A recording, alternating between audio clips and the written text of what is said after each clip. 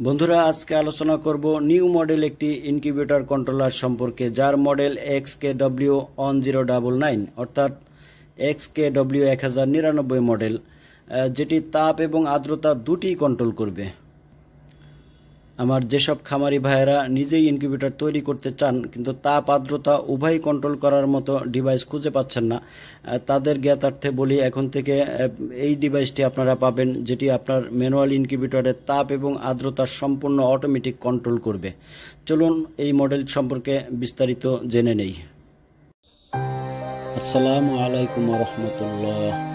শরীয়তপুর পাখি হাউসের পক্ষ থেকে আমি এম রাইহান শাওন আপনাদের প্রত্যেককে জানাচ্ছি আন্তরিক অভিনন্দন।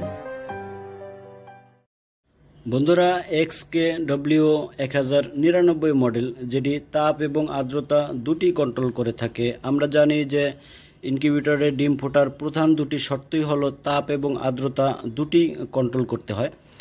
তাপ এবং আর্দ্রতা যত বেশি অ্যাকুরেট থাকে ডিম ফোটার হ্যাচিং রেটটাও কিন্তু তত বেশি বেড়ে যায়।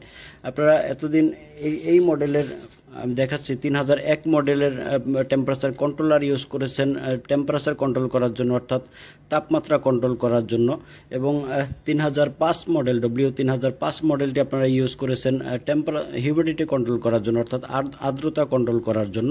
তো এখন থেকে আপনারা তাপ এবং আর্দ্রতা দুটি কন্ট্রোল করতে পারবেন একটা ডিভাইসের মাধ্যমেই। দেখতে পাচ্ছেন যেটি XK-W1099 মডেল, যেটি দিয়ে আপনি আপনার ম্যানুয়াল ইনকিউবেটরের তাপ এবং আর্দ্রতা দুটি এক ডিভাইস থেকেই কন্ট্রোল করতে পারবেন। আপনার যেই ডিমে যত তাপ আর্দ্রতা লাগে জাস্ট আপনি সেট করে দিবেন, যত টেম্পারেচার সেট করে দিবেন কিংবা যত আর্দ্রতা সেট করে দিবেন সেটি কিন্তু অ্যাকুরেট আপনার ইনকিউবেটরে রাখবে। একই ডিভাইসের মাধ্যমে এই সেবাটি আপনি পাবেন। এতদিন আপনারা তাপ আর্দ্রতা একসাথে কন্ট্রোল করার জন্য M452 মডেল অথবা TCS01 মডেলটি ইউজ করে আসছিলেন। পৃথিবী আস্তে আস্তে এগিয়ে যায়, প্রতিদিনই নিত্য নতুন গ্যাজেট আমাদের সামনে হাজির হয়। আমরাও চেষ্টা করি সর্বশেষ আপডেটকৃত মডেলটি আপনাদের হাতে তুলে দিতে। তারই ধারাবাহিকতায় এখন থেকে XK-W3001 মডেল M452 এবং TCS01 এর জায়গাটি দখল করবে। সেই কাজটি কিন্তু আপনি এই সার্কিটটি দিয়ে করতে পারবেন। ওই দুটির সাথে এটির বড় ধরনের একটি পার্থক্য আছে, সেটি হলো আপনি M452 এবং TCS01 মডেল যখন এরকম সার্কিট হিসাবে পাওয়া যায়, সেই সার্কিট থেকে যখন কন্ট্রোলার তৈরি করতে হয় সেটাতে কিন্তু আপনার ডায়োড ক্যাপাসিটার সহ আনুষঙ্গিক অনেক কিছু যোগ করতে হতো, যেটা নতুনরা এই সেটিংটা অনেকেই এলোমেলো করে ফেলতেন, অর্থাৎ অনেকেই কিন্তু সেই সেটিংটা বুঝতেন না। কিন্তু এইটাতে সবথেকে মজার ব্যাপার হলো সব কিছু সেটিং করা অবস্থায় থাকে, অর্থাৎ আপনি যখন অর্ডার করবেন, আপনি যখন হাতে পাবেন এরকম সেট করা অবস্থাতেই পাবেন। তারগুলা সব এরকম জয়েন করাই থাকে এবং সেন্সরটা কিন্তু এরকম লাগানো অবস্থায় থাকে। সুতরাং আপনাকে যেটা করতে হবে জাস্ট আপনি জয়েন করবেন। দেখুন আমি জয়েন করেছি।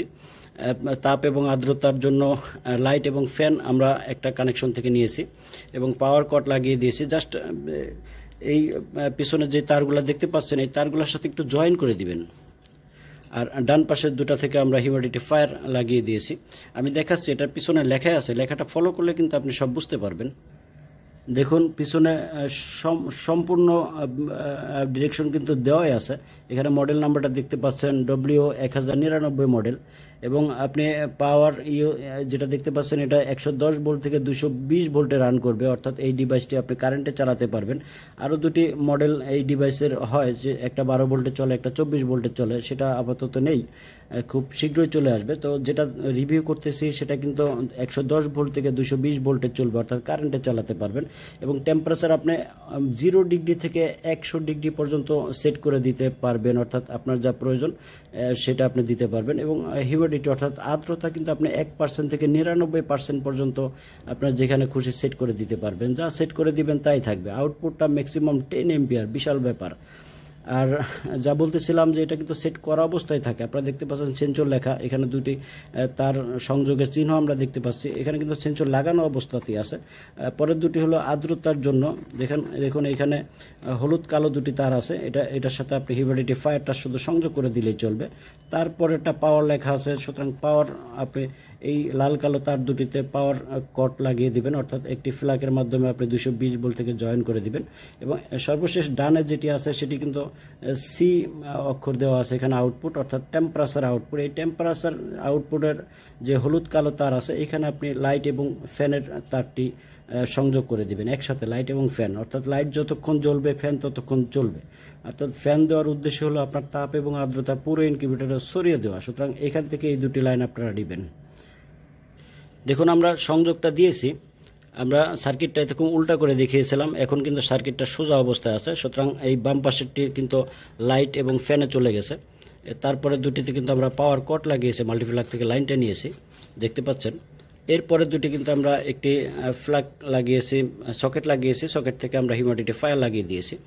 আর সর্বশেষ ডানে যেটি সেন্সর সেটি কিন্তু লাগানো অবস্থাতেই আছে, সিম্পল কানেকশন। আপনাকে ডায়োড, ক্যাপাসিটর, ট্রান্সফরমার এই সমস্ত হাবিজাবির ঝামেলা যেতে হবে না, জাস্ট বাসায় নেবেন আর সংযোগ দিয়ে দিবেন, এইটুকুই কাজ। আমরা একটু লাইন দিই।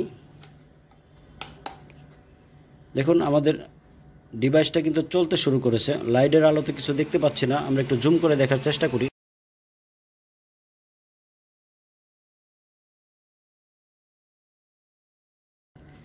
দেখুন অসাধারণ এলইডি ডিসপ্লের মাধ্যমে আপনি ক্লিয়ার দেখতে পাবেন এরকম যে কত সেট করা আছে। আপনি এটাকে সেট করে নিতে পারেন, আমরা পরের ভিডিওতে দেখাবো যে তাপ আর্দ্রতা কীভাবে সেটিং করতে হয়।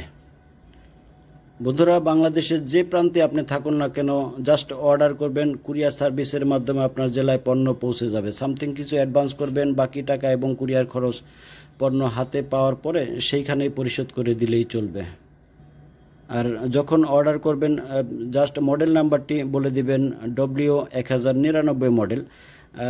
এর প্রাইসটি বললাম না, কারণ 6 মাস পরে যারা ভিডিওটি দেখবেন সেই সময় হয়তো বা দাম কমে যাবে কিংবা বেড়ে যাবে। প্রাইসটি আপনি ডিসক্রিপশন থেকে দেখে নেবেন অথবা ফার্স্ট কমেন্টেও প্রাইসটি দেওয়া থাকবে। আর আনুষঙ্গিক যে ম্যাটেরিয়ালস, যেটা ফ্যানটা দেখতে পাচ্ছেন, ফ্যানের প্রাইসটি বলে দিই। এসি ফ্যান 5 ইঞ্চি যেটা ভালোটা সেটা 350 টাকা, হিউমিডিফায়ার 750 টাকা। এই দুটা হলেই মোটামুটি চলে যায়। লাইট তো আপনার এলাকায় পাবেন, লাল লাইট 30 টাকার দামে লাইট লাগিয়ে নিলেই চলবে। আর ডিভাইসটির দামটা অনুগ্রহ করে ডিসক্রিপশন থেকে দেখে নেওয়ার অনুরোধ জানাচ্ছি। সকলের সুস্বাস্থ্য কামনা করে এবং প্রত্যেককে 5 ওয়াক্ত নামাজ পড়ার অনুরোধ জানিয়ে আজকের মতো বিদায় নিচ্ছি। আসসালামু আলাইকুম ওয়া রাহমাতুল্লাহ।